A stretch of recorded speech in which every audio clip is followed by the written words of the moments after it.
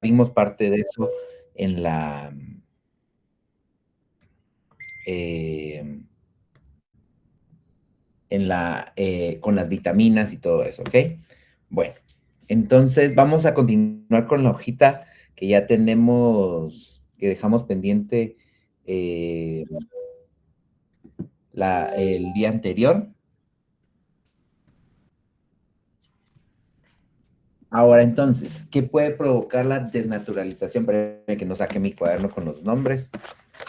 Después me alegan de que ya no los dejo pasar. Ahí está. A ver, ¿qué es lo que puede provocar la desnaturalización de una enzima? A ver, Karen Azucena,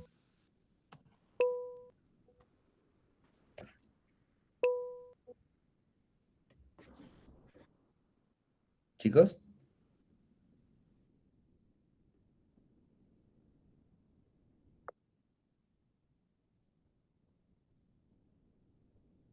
¿se oye bien?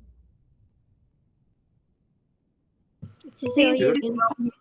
Ok, es que hay como un ruidito ahí raro, entonces no sé qué, las vanitas, pero a ver, no está Karen, a ver, Josué.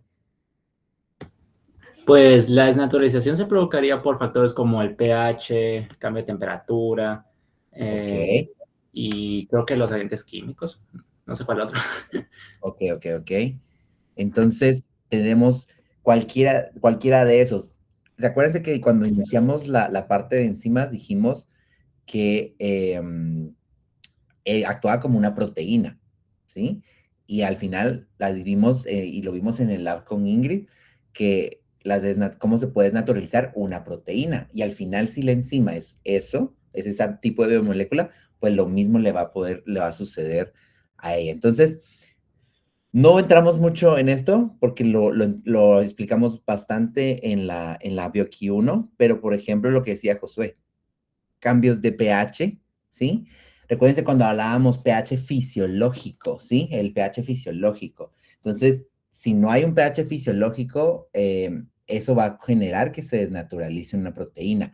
Y puede ser un pH fisiológico para la cavidad bucal, para esófago, para estómago, para intestino, para hígado, para pulmones. Entonces, recuérdense que cada quien tiene su pH fisiológico. Entonces, si varía un poco ese pH, al final eso va a perjudicar la parte de la función de la enzima, ¿ok?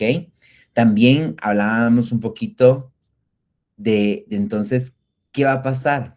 Al desnaturalizarse, ya sea por, como decía José, cambios de temperatura, cambios de pH, sustancias caotrópicas que las mencionamos también el semestre pasado. Entonces, al tener todas estas cosas que nos pueden llegar a ocasionar que una proteína se desnaturalice. ¿Qué quiere decir desnaturalizar? Recuérdense, cuando pierde su estructura cuaternaria terciaria, y entonces queda como secundaria o incluso primaria. Y que dijimos desde ahí, el martes habíamos dicho que para poder funcionar tenía que estar por lo menos en su estructura terciaria, ¿no? Porque así es como funciona una proteína. Entonces, si ya no está en esto porque lo estamos desnaturalizando, la estamos desarmando, entonces ya no tiene una función.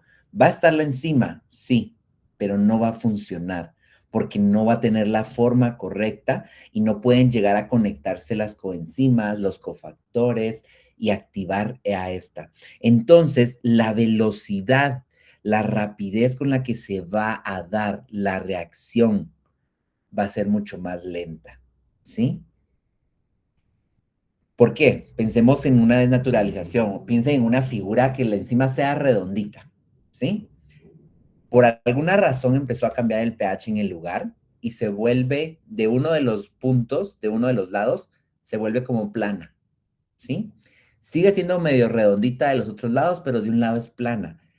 Eso que está generando esa parte plana me va a hacer que ya no pueda tal vez llegarse a conectar un magnesio, un zinc, por ejemplo, y entonces a eso se refiere esto. Al ya no conectarse ese cofactor, entonces la velocidad con la que debería transformarse ese sustrato ya no lo va a hacer, ¿sí? Y eso es la parte de la desnaturalización o la importancia de la desnaturalización en cuestión de las enzimas, ¿ok?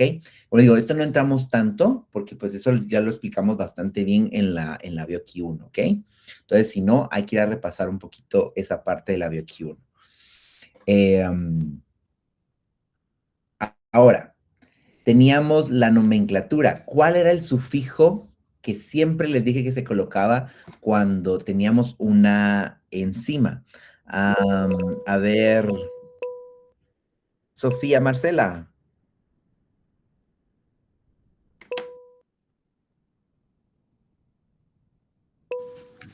Doc, ¿dijo Marisela o no sé? Sofía. Yo.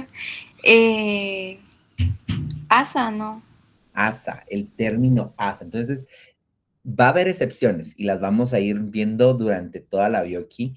Ahorita, las excepciones que hay, pero normalmente le agregamos término ASA o sufijo ASA. Entonces, cada vez que la miremos, pues ahí ya sabemos que esa es la correcta. Iván, ¿tienes alguna duda o dejaste la mano levantada?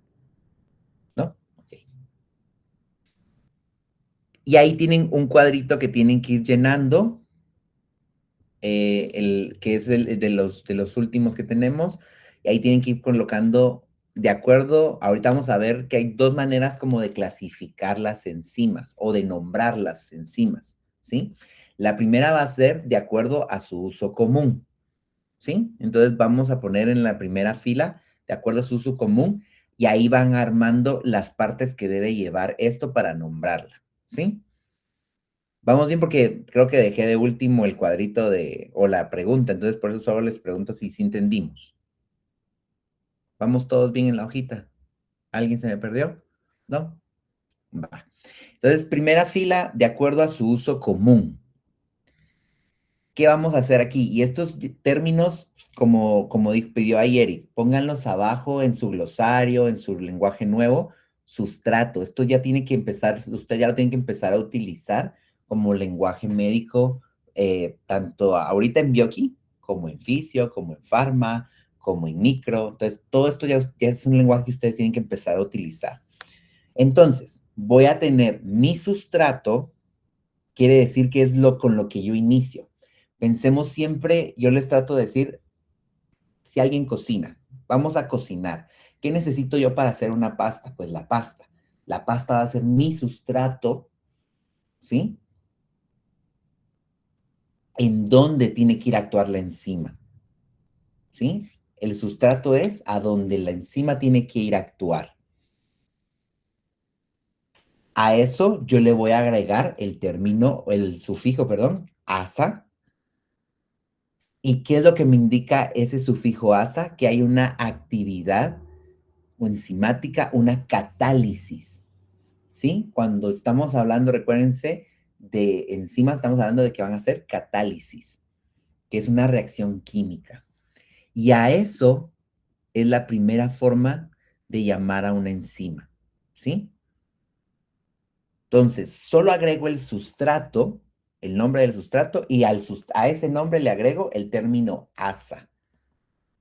Por ejemplo, voy a tener urea y voy a tener entonces que va a llegar la enzima a actuar ahí. Entonces, esa enzima solo le voy a llamar ureasa. El sustrato urea llega a la enzima, entonces la enzima solo va a llegar le colocamos el nombre a donde va a ir a actuar, por eso se le llama ureasa. ¿Sí? O lactato deshidrogenasa. Va a ir a actuar sobre el lactato y va a ir a hacer de quitar hidrógenos. Entonces, por eso es una lactato deshidrogenasa. ¿Sí? ¿Vamos bien? Esa es la primera forma y es de las más fáciles, ¿ok? Si todos fueran así, estaría súper rápido, pero no. Ahora, la segunda es la forma o es como llamada una forma Yupakri, ¿sí? Es como el nombre largo que van a tener las enzimas. Esto se va a dividir en 6 tipos, ¿sí? Y este es el siguiente cuadrito que ustedes van a tener ahí. ahorita solo termina en la siguiente fila, cómo se va a ir armando, y ya en la siguiente hoja de ejercicio empezamos a ver un poco la división, ¿ok? ¿Cómo se va a armar ese sistema UPAC? ¿Sí? Voy a tener otra vez mi sustrato, donde va a ir a actuar la enzima, pero a este le voy a agregar el tipo de reacción que va a ocasionarse, ¿sí? Ya sea una carboxilación, una descarboxilación, una hidrólisis, una ligasa, voy a liar, cualquiera de estas que vaya a actuar o que va a ir a hacer, ahí le voy a agregar ese término, una transferencia, voy a agregarlo también. Entonces va a describir qué está haciendo esa enzima, ¿sí? ¿Qué es lo que está haciendo en ese sustrato? Y a eso le agregamos siempre sufijo asa para poder tener la actividad que va a hacer, ¿sí? Estos tres elementos son los que actuarían en la parte de la sistemática o UPAC, ¿sí? Y ese es el nombre de la enzima. Ahorita vamos a ver las 6 clases o las 6 divisiones que tiene esto. Y ustedes ahora ya van a empezar, cuando empecemos a ver rutas, ya las van a tener que empezar a clasificar, ¿sí? Entonces, ahorita ya eso es el pan de cada día de ustedes porque nosotros solo vamos a ver rutas. ¿Entendimos esta parte? ¿Sí? Va. En este sistema con el que se nombra internacionalmente a todas las enzimas y se clasifican, a ustedes que ya llevaron SOO, piénsenlo así. En SOO ustedes tenían una taxonomía, ¿sí? Estaba el reino, el filo, el orden, no sé qué, no sé cuánto. Pues algo así se van a ir ordenando ahora las enzimas en un grupo que va a ser el reino total, de ahí va a ir el filo, el orden, hasta llegar a la especie y todo. Algo así vamos a hacer. Siempre cuando hablamos en este sistema, nosotros le tenemos que agregar EC, que es Enzyme Commission, que es la comisión internacional que se encarga de cada enzima que se vaya a encontrar o de todas las enzimas que se vayan a encontrar, de clasificarlas de acuerdo a cierta información para que la tengan todos igual. Todos, me refiero a todo el mundo, la tengamos igual, ¿ok? Entonces, siempre le voy a agregar S seguida de 4 dígitos. Entonces, por ejemplo, miren, la hexoquinasa, la S pertenece al grupo 2 y aquí vamos así, en este 2 hay un 2.1, 2.2, 2.3 y así, etcétera, etcétera. Y entonces vamos a 2.7.1.1, ¿sí? Y habrá una enzima que va a ser 2.7.2.1 y así, etcétera, etcétera, etcétera, ¿sí?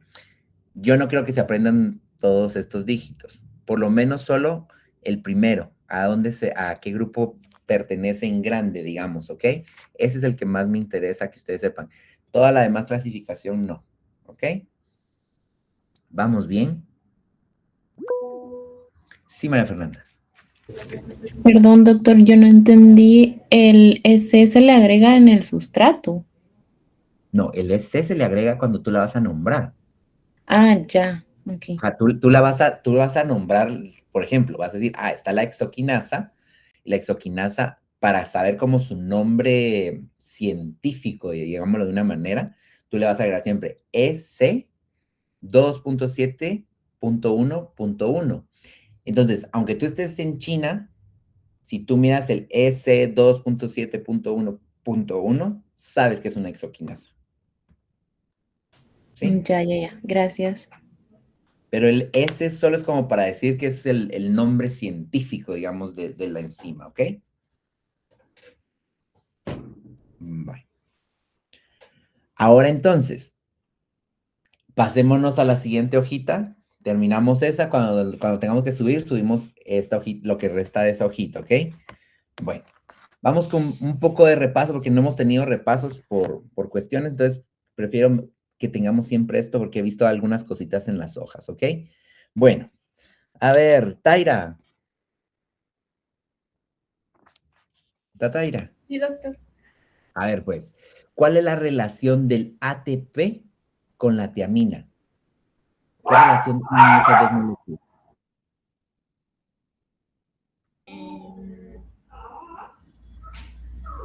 No sé, doctor, perdón. ¿No? No, no. Bueno, a ver. Héctor.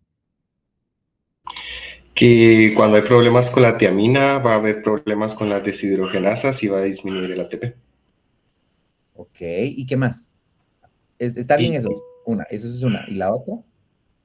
En cuestión de estructura.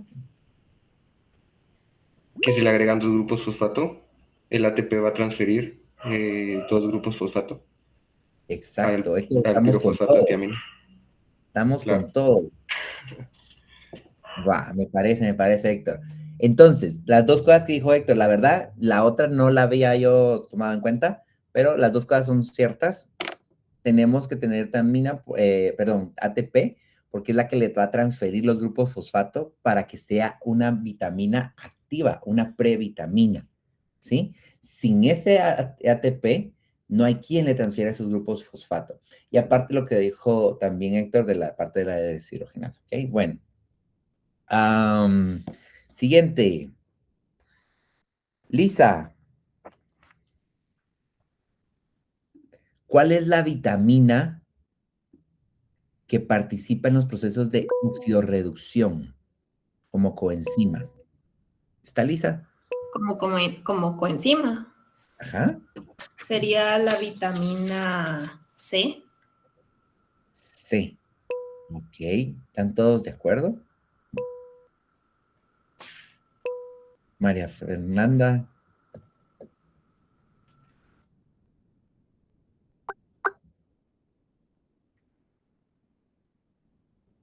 Bueno, una María Fernanda o las dos. Las dos.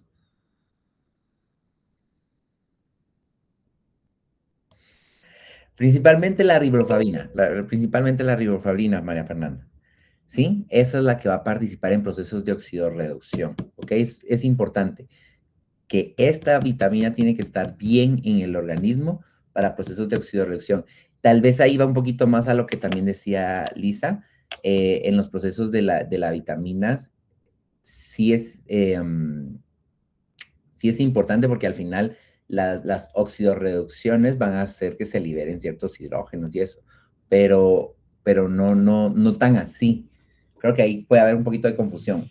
Muy aparte es el proceso de los radicales, donde se da también procesos de oxidorreducción, pero aquí estamos hablando sobre todo de reacciones en las rutas de oxidorreducción, ¿sí? No tanto de formación de radicales libres. ¿Entendimos esa diferencia? Sí. Aquí, yo lo mencionaba un poco más sobre reacciones en rutas metabólicas, no tanto en formación de radicales. A ver, Dana, ¿cuál es el grupo que se encarga de transportar los grupos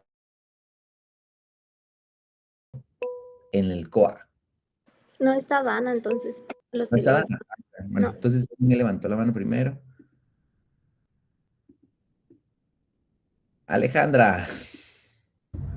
Los grupos TIOL.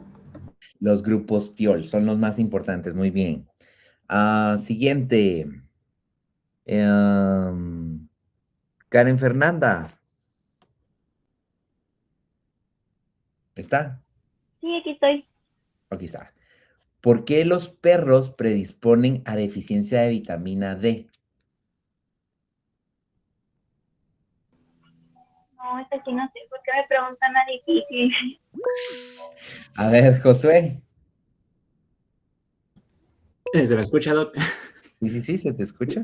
Esa no era porque no son capaces de sintetizar la vitamina, al igual que los gatos, creo yo. ¿Pero por qué? ¿Qué tienen ellos? Eso sí no sé. Valquiria. Porque ellos no pueden recibirla a través de la piel como nosotros, ya que ellos tienen pelaje, no pueden recibirla tan fácil como nosotros, que no tenemos esa protección del pelaje. No, porque las demás especies sí tienen, a pesar de que hay pelaje. ¿qué pasa con ellos, con los perros y los gatos que no pueden? ¿Quién me tiene la mano levantada? Que solo mira un mar, pero no mira un nombre. Ahorita. Es Marcela.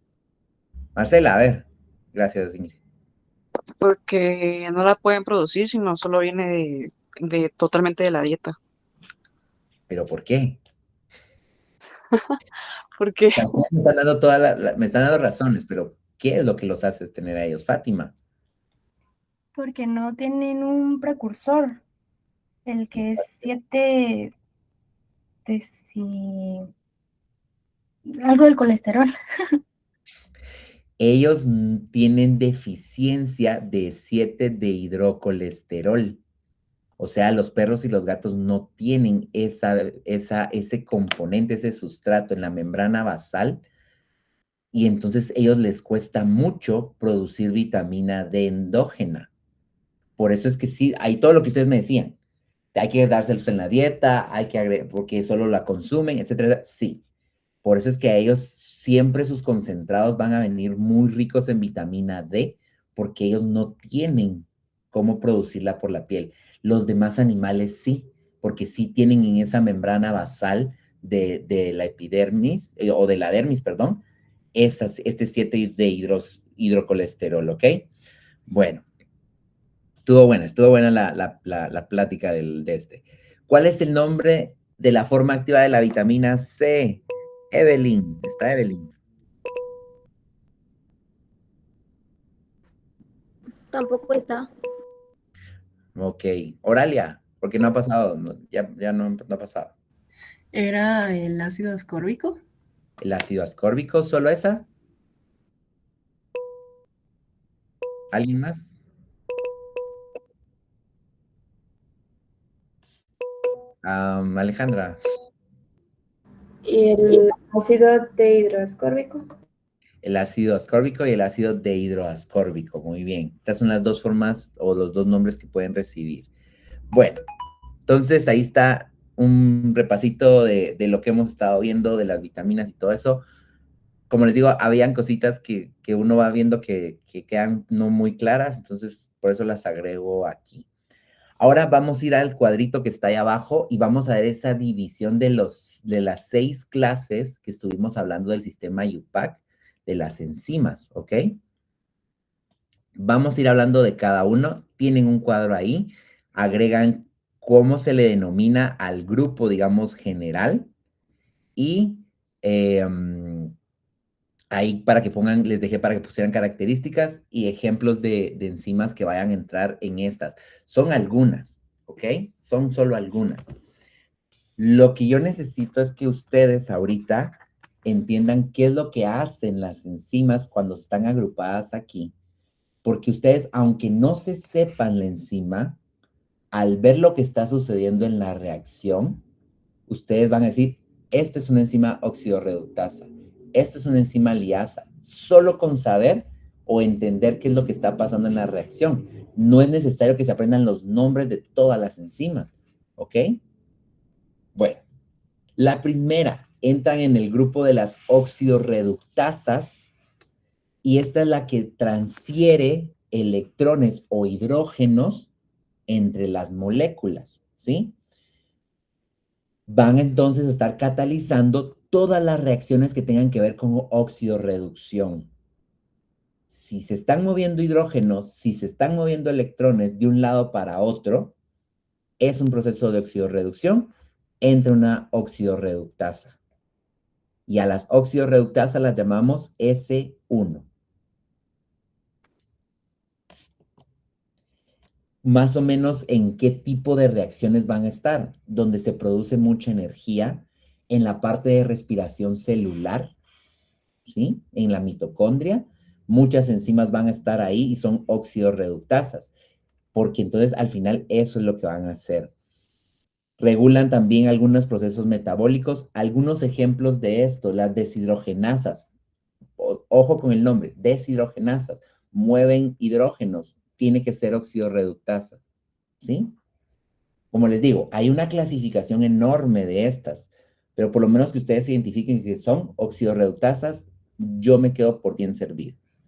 Las oxidasas, las peroxidasas, las oxigenasas, todas esas son oxidorreductasas porque están moviendo electrones o hidrógenos para que se puedan hacer. Y ojo con esto, lo mueven de una molécula a otra. No solo es que lo muevan de posición, porque va a haber algunas que solo lo cambian de posición. No. Por ejemplo, ya hemos visto algunas reacciones. Llega NADH a la reacción y le deja hidrógenos ahí y va a salir reducido él. A ese movimiento de hidrógenos está moviéndose la molécula del NAD al sustrato y la enzima va a ayudar a catalizar esa reacción. ¿Ok? Entonces, ahí está moviéndose de un lado a otro. Igual si llegara NAD oxidado y sale como NAD reducido, recogió del sustrato hidrógenos y se fue. Entonces, hubo un cambio de hidrógenos de una molécula a otra. ¿Sí? ¿Quedamos bien con oxidorreductasas? Y por eso es clave para el proceso de respiración celular, porque necesito que se muevan hidrógenos para formar ATP. Entonces, por eso es que casi todas van a estar actuando ahí, ¿ok? Tip. Cuando vean un NADP, la mayoría, les puedo decir tal vez el 99.99% son oxidorreductasas. Entonces, ven ustedes un NAD, y dices, esto tiene que ser una oxidorreductasa. ¿Sí? Es muy pocas las que no. ¿Ok? Pónganlo ahí como parte de clave. Siempre que haya un NAD, un NADP, un FAD, un FMN, al final están moviendo hidrógenos. Entonces, quiere decir que esas coenzimas tienen que buscar una enzima oxidorreductasa. ¿Ok? ¿Vamos bien?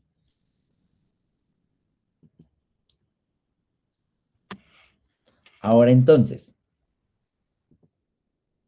las transferasas transfieren grupos funcionales entre moléculas, pero ojo con esto.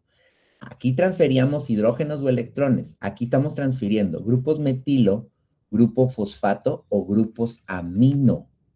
Y las vamos a denominar como S2. ¿Sí? ¿En qué participan? Metabolismo celular, obviamente, desintoxicación y síntesis de biomoléculas, ¿sí? Lo estoy dejando como a grandes rasgos, ¿ok? A ver, una transferasa, de acuerdo a esto que estamos viendo acá, Min, ¿cuál sería una transferasa que ustedes ya la vieron el semestre pasado? ¿Digo nombre? ¿O alguien lo sabe? Mauricio. Las transaminasas, doctor. Las transaminasas, muy bien, Mauricio. Entonces, ya vieron que lo que les decía el semestre pasado, todas estas cosas que ya ustedes jalaron de la BioQ1 les sirven ahorita y es mucho más fácil entenderlo. Entonces, las quinasas, las transaminasas, que ya las vimos en las transaminaciones, entran en transferasas. Transferían el grupo amino de un alfa-cetoácido a un nuevo aminoácido, ¿sí? Pero ¿qué están transfiriendo? Grupos metilo, grupos fosfato o grupos amino. Cualquiera de estos grupos que estén transfiriendo, transferasas son las que nos vamos a tener, ¿sí? Entonces, como les digo, si ustedes en una reacción ven y dicen, aquí pasó el grupo amino de aquí a este otro sustrato, entonces quiere decir, esto es una transferasa porque es un grupo amino, ¿sí? ¿Vamos bien? Seguros, ¿verdad? Ok, siguiente, hidrolasas. Hidrolasas es de las más fáciles.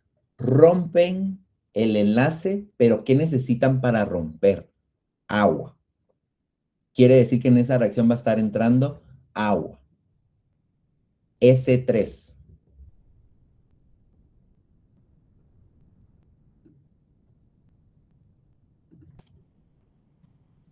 Por ejemplo, proteasas, lipasas, amilasas, que son las que se encargan de romper los enlaces, ¿sí?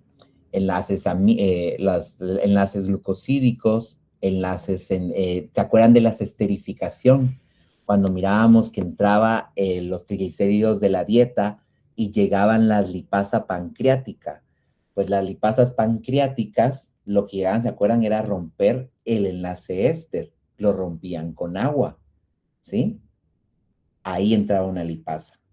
Las proteasas llegan a romper el enlace amida. ¿Se acuerdan cuando también vimos eso? Para poder, cuando se hacía el enlace amida, agua metabólica se formaba. Yo quería deshacer el enlace amida, lo que tenía que hacer era agregarle agua, pero necesito que llegue una proteasa para que me catalice esa reacción, ¿ok? Entonces, ahorita espero yo que esté agarrando un poquito más de sentido todo lo que estuvimos viendo en la BioQ1, ¿ok?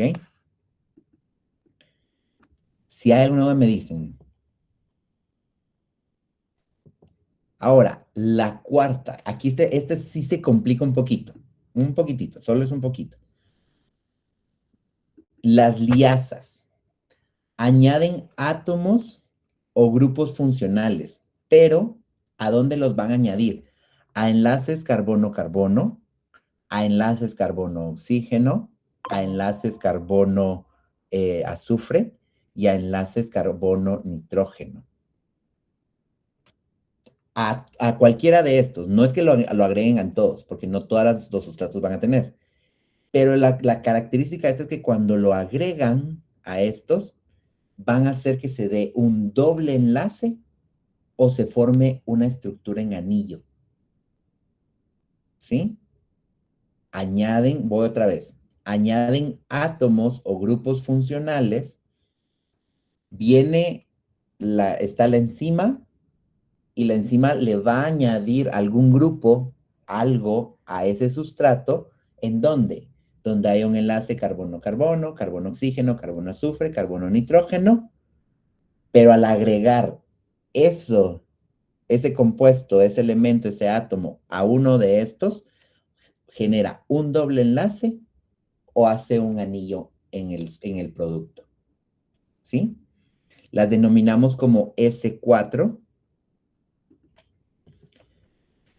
Actúan en procesos de deshidratación, descarboxilación, que también ya vimos descarboxilación parte el semestre pasado, y desaminaciones, ¿sí? No en todas, porque acuérdense que teníamos 3 tipos de desaminaciones, ¿sí? Había una desaminación oxidativa. ¿Quiénes actuarían ahí? Oxidorreductasas. Ahí sí, o sea, esas partes cambian.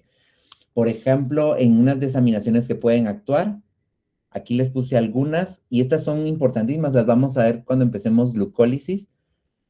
Piruvato descarboxilasa, la fumarasa, aquí se me fue una letra mal, o sea, es fumarasa. Esta la vemos en ciclo de Krebs. La aldosa también, y la aspartasa. La aspartasa la miramos mucho cuando empecemos a ver lípidos, ¿ok? Pero lo que tienen que entender es esto que está sucediendo, ¿ok? ¿Quedó claro qué sucede?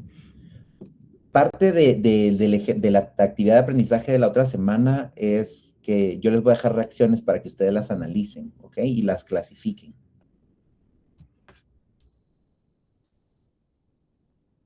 Porque ahorita es parte de lo que ustedes tienen que saber manejar. Isomerasas. Las isomerasas mueven grupos funcionales, pero ojo con esto. Esos son yo por eso es que cuando les digo ojo con esto, diría Eric, enciérrenlo, márquenlo, porque eso es la clave para que no se confundan en las preguntas y en todo. Isomerasas mueven los grupos funcionales, pero dentro de la misma molécula. O sea, no los van a quitar. Si, por ejemplo, el oxígeno está en la posición 1, en carbono 1, va a agarrar la isomerasa, va a llegar a reaccionar y va a pasar ese oxígeno, del carbono 1 al carbono 3, por decirles algo. ¿Sí? ¿Sí, Sofía? Y, Doc, ¿será que podría regresar a los ejemplos de las isomerasas? No, de las liasas. Ajá, eso. Gracias. De nada. Y alguien más me había levantado la mano, no sé si... Ya no vi quién era. Entonces, la isomerasa entonces lo que hace es agarrar el grupo, el elemento, el átomo, y solo lo mueve del lugar, ¿sí? No lo quita, no le hace nada, sino que agarra la misma molécula que está y solo la cambia de posición y vuelve a dejar la molécula como está, ¿sí? Entonces, esa parte es la de las isomerasas. Ya, Sofía. Sí, ya, gracias, doctor. Esas son las E5. ¿En qué procesos nos ayudan? Participan en el metabolismo de carbohidratos, sobre todo glucólisis. Y esta es la reacción clave de glucólisis. La vamos a ver, va a ser las primeras que vamos a ver. Glucosa 6-fosfato, ¿sí? Así se llama. Y aquí donde se rompe la regla un poquito de esas que se les denominaban todas asas. Pero glucosa 6-fosfato isomerasa es la que actúa en esa reacción, que es la principal o es la iniciadora de glucólisis. Fosfoglucomutasa, también la vamos a ver en Krebs, pero lo que hacen es solo cambiar la posición. Esta, por ejemplo, toma una molécula de glucosa, de esa que se acuerdan que vimos, de su estructura y todo, y la vuelve fructosa. Pero solo es que reordena todos los elementos que tiene para volverla fructosa. ¿Ok? Igual eso lo vamos a ver cuando veamos glucólisis. Y las ligasas. El término coloquial que utiliza mucha la gente el de ligar es lo mismo aquí, ¿sí? Lo que van a hacer es unir dos moléculas. O sea, están separadas dos moléculas y las van a unir por medio de la hidrólisis de ATP. ¿Qué quiere decir eso? El ATP está formado por 3 grupos fosfato.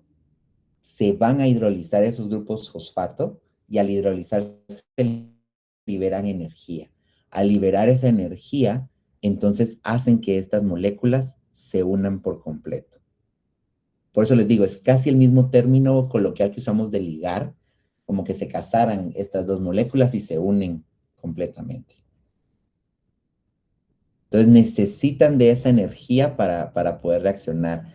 Entonces tiene que tener ese ATP entrando. Ojo con esto, en las reacciones, cuando sea que se hidrolice el ATP, no les va a aparecer agua como tal, ¿sí? Ahí no se agrega en las reacciones de eso, sino solo es como está entrando ATP y sale como ADP. Entonces, ahí damos por hecho que se hidrolizó. ¿Sí? No les va a aparecer ATP más agua y va a pasar, no. Solo entra como ATP y sale como ADP. Y ahí ustedes ya saben que ahí intervino en hidrólisis el agua para separar ese grupo fosfato, generar energía y que las dos moléculas se unan en una sola. Aquí les pongo también otros ejemplos. Lactato deshidrogenasa, que sería una oxidorreductasa. La hexoquinasa. ¿Entendimos? ¿Sí? Podemos hacer de una vez el examen. Josué. Doc, yo tenía una pregunta con la ligasa. Entonces, lo que pasa con la ligasa es que no es que se le una el grupo fosfato del ATP, ¿verdad? Solo utiliza la energía que se produce al hidrolizar el ATP para unir las dos moléculas, ¿o cómo? Sí. Gracias porque tal vez eso no lo dije bien, Josué. Normalmente lo que sucede aquí es que el ATP se hidroliza, separa el grupo fosfato, libera la energía, pero como dice Josué, ese grupo fosfato no se une en casi todas, porque después aparecen algunas por ahí, pero por eso mejor digo, en casi todas no se une. Y entonces, gracias Josué, sale como ADP más fosfato inorgánico. Van a encontrar que se dice, va a salir ADP más PI, porque quiere decir que ese grupo fosfato sale también de la reacción. Como dice Josué, solo utilizó la energía que está condensada en cada enlace del grupo fosfato para poder hacer que se unieran, ¿ok? Pero gracias, José. Sí, se me había olvidado acabar eso.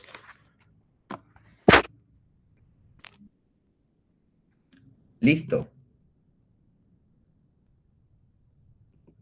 Miremos algunas reacciones para irlas, así como lo vamos a hacer ahorita, así quiero que ustedes analicen las reacciones en la tarea, ¿ok? Entonces, tengo aquí mi reacción. Ahorita no nos interesa a qué pertenece, ¿sí? O sea, o por lo menos que no lo manejemos totalmente. Si esto lo manejan bien, de verdad, les juro que la fisio, la nutri, la farma se les hace mucho más fácil. Entonces, ¿qué sucede? Vamos a tener, y esto es una oxidorreductasa. ¿Cómo sé que es una oxidorreductasa? Lo que yo les decía. Está entrando un NADH y está saliendo como, está entrando reducido y sale como oxidado. Hay movimientos de hidrógeno. Ya sé que es una oxidorreductasa. No me tengo que hacer bolas con la enzima aquí, porque ya sé que se están moviendo hidrógenos, ¿ok? ¿Estamos? Solo con ver esto, ni siquiera estoy viendo lo demás. Solo con ver esto, yo digo, esto es una, aquí tiene que actuar una oxidorreductasa. O sea, no hay para dónde, ¿sí? Espero que esté quedando claro. Entonces, veamos entonces cómo lo vamos a organizar. ¿Dónde se están moviendo los electrones o los hidrógenos? Vean aquí, un doble enlace oxígeno, y recuerden que los dobles enlace oxígeno nos permiten que se lleguen a conectar otros compuestos u otros elementos. Y entonces vean cómo cambia de tener el grupo ceto acá a tener ahora 2 hidrógenos, que ¿quién se lo dejó? NADH, para poder salir oxidado. Este NAD oxidado va a seguir buscando más hidrógenos que están por todas las reacciones, ¿ok? ¿Vamos entendiendo qué está sucediendo? ¿Sí? Y por eso lo que les decía, clave, siempre las oxidorreductasas usan transportadores de electrones, siempre. NAD, FAD, FMN, NADP, o sea, todos transportadores de electrones tienen que tener una oxidorreductasa. Ahora, miramos esto para que quede más claro. Piruvato sería mi sustrato, lo que yo necesito para iniciar una reacción, ¿sí? Si no tengo piruvato, esta reacción no se va a dar. Mi enzima que va a ir a actuar, lactato deshidrogenasa. Esa es la enzima que está actuando en esta reacción, ¿sí? Coenzima que está actuando es el NAD. ¿De dónde viene esto? A ver, Gabriela Castillo.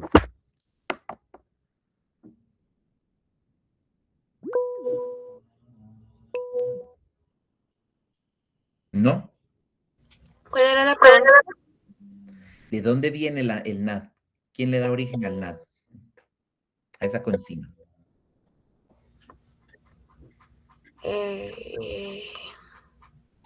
El acetil-CoA. No. Jaime. Niacina, doctor. La niacina, muy bien, Jaime. La niacina es la que le va a dar origen, ojo aquí, ¿sí? La niacina es la vitamina, la vitamina B3, y la forma activa de la vitamina B3 es el NAD, ¿sí? Cuando ya llegó ATP y le deja sus fosfatos y eso, ¿ok? Entonces, como coenzima tengo el NAD. No todas las reacciones tienen coenzimas, no todas las reacciones tienen cofactores. Hay unas que solo se dan sin necesidad de que algo se le agregue, pero cuando ustedes vean que hay una coenzima, que hay un cofactor, es porque yo lo que quiero es agregarle mayor velocidad o mayor actividad a la enzima, ¿ok? Y tengo como producto lo que me va a surgir, lactato, ¿ok? Esta cuando miremos glucólisis, pero ya por lo menos ya va avanzada en el análisis. Y esto es lo que yo quiero que ustedes tengan. Que ustedes ya sepan, al ver una reacción, ustedes puedan hacer una lectura. Tal vez no es que se sepan todas las reacciones, pero que sí sepan hacer la lectura de qué está sucediendo en ella, ¿sí? Ese es el objetivo que yo tengo, que ustedes salgan en la Bioqui 2, ¿ok? Aquí tenemos otras, y estas las pongo porque hay un poquito de dudas por ahí. ¿Cuál es la diferencia entre una oxigenasa y una oxidasa? ¿Alguien logra ver la diferencia? O se les viene a la mente cuál es la diferencia. Valkyria. Que una es reversible y la otra no. Ok, bueno, vamos a aclarar la pregunta. Está bien, sí está bien tu observación. Pero en cuestión de funcionamiento, ¿sí? Alejandra. No, porque Josué ya ha pasado bastante. No soy yo. A ver. A ver, la oxidasa quita hidrógenos y la oxigenasa agrega oxígeno. Casi, ahí está, por ahí vamos la idea, Alejandra. Me va a dar mi ATP, ¿verdad? Sí. Y aquí la oxidasa acepta electrones, pero en lo que decía Alejandra un poquito, no incorpora el oxígeno a la reacción. ¿Sí? Digamos que sí está haciendo que obtenga hidrógenos y si se acuerdan de la reacción que vimos de los radicales libres, era que iban quitándose hidrógenos unos entre otros. Entonces, la oxidasa lo que permite es que él capte esos hidrógenos, ¿sí? En cambio, en las oxigenasas, estoy agregando oxígenos.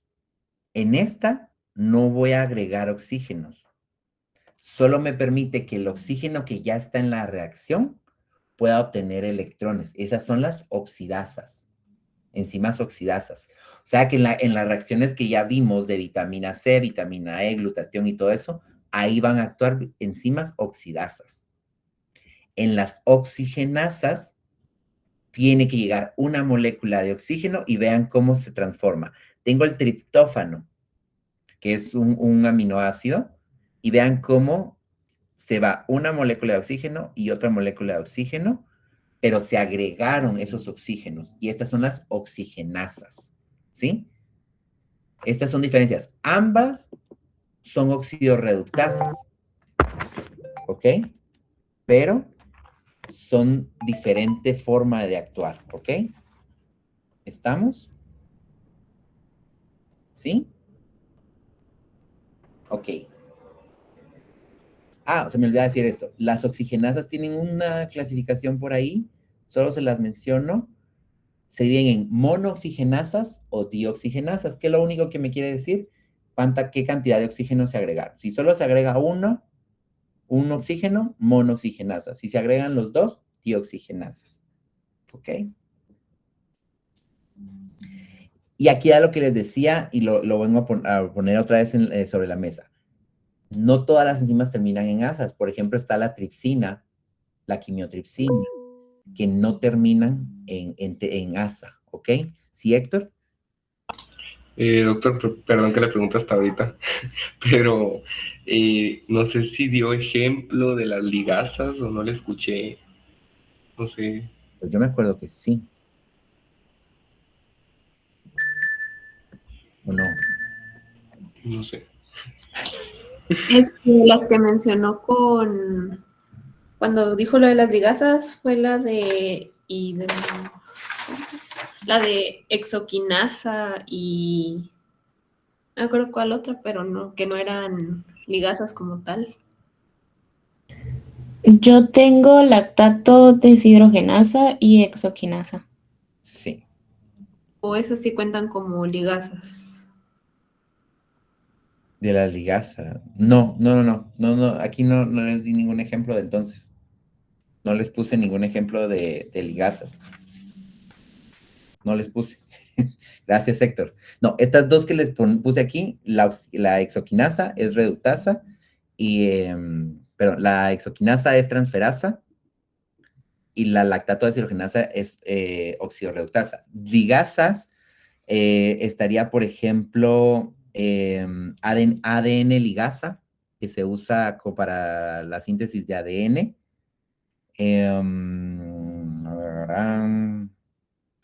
Ahorita no se me viene otra, pero está la ADN ligasa, ¿ok? Las ligasas no son muy comunes en las rutas metabólicas. Por eso fue tal vez que no lo puse, pero sí está la ADN ligasa. Pueden dejarla como esa. ¿Sí, Simon? En estas ligasas también, o sea, yo había leído en alguna parte, ¿verdad? Que también había una ARN ligasa. También. Es cierto, ¿verdad? Sí. Es que las ligasas, por eso es que no, en rutas metabólicas no son tan comunes, porque ayudan a la parte de la formación del ADN y del ARN. Por ejemplo, actúan mucho en lo que vimos el semestre pasado de la metilación de ADN, que ustedes me imagino que vieron en genética. Entonces, ahí es donde actúan. Por eso es que en las rutas como tal de energía es muy raro que encontremos ligasas. ¿Sí? Tal vez por eso se me olvidó ponerles el ejemplo. ¿Sí, Sara? Doctor, consulta. ¿Las sintetasas también pueden contar como ligasas? Ahorita vamos a hablar de las sintetasas. ¿Y Ana? El piruvato carboxilasa puede contar como ligasa. Quédense con los ejemplos que les di ahorita. No se me estresen con poner más. ¿Sí? Para que no se confundan. Por lo menos ahorita lo que necesito es que queden con cómo está. Bueno. Y solo termino con esto, que es la duda que tiene ahí Sara. Tenemos la sintetasa y la sintasa. Estas solo las pongo porque a veces tienden a confundirse mucho y piensan que es la misma, pero no es la misma. Sintetasa requiere de ATP para la síntesis de la molécula, ¿sí? Y aquí era lo que les decía, sale como ADP más fósforo inorgánico. Era lo que les decía, no incorpora el fósforo, y era lo que me decía Josué también, no incorpora el fósforo, sino que solo hace hidrólisis y se va. Y es la glutamina sintetasa. De glutamato a glutamina. Esto lo vamos a ver mucho en ciclo de urea. Importantísima esta reacción en ciclo de urea. ¿Ok? Mientras que la sintasa no requiere de ATP para poder hacer la síntesis. Entonces vean aquí, esto lo vamos a ver en glucogénesis, glucógeno sintasa, pero no tiene de ATP. Va a unir estas dos estructuras, pero no necesita de ATP para unir a esas dos estructuras, ¿ok?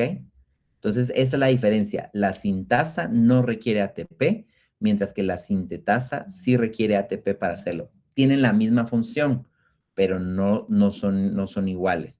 La sintetasa pertenecen a las ligasas, mientras que la sintasa pertenece a una liasa. ¿Ok? Listo. Empezamos a subir el ejercicio. Si hay alguna duda, me van diciendo.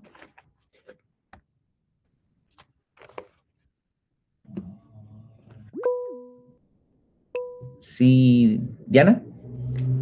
Solo una preguntita. ¿Las exoquinasas qué tipo había dicho que era? La exoquinasa es transferasa. Ah, ok. Muchas gracias. Va a ver que cuando terminan el semestre ya se lo saben de memoria. O sea, como les digo, yo lo que quiero es que ustedes entiendan a hacer la lectura de esto. Entonces, como les digo, ustedes ya ven una sintasa y dicen, aquí se van a unir dos estructuras. Sintetasa, pero aquí tendría que entrar ATP. Entonces tiene que hidrolizarse ATP para que se libere energía y se puedan unir las dos estructuras, ¿ok? Dominic, perdón. Sí, doctor, solo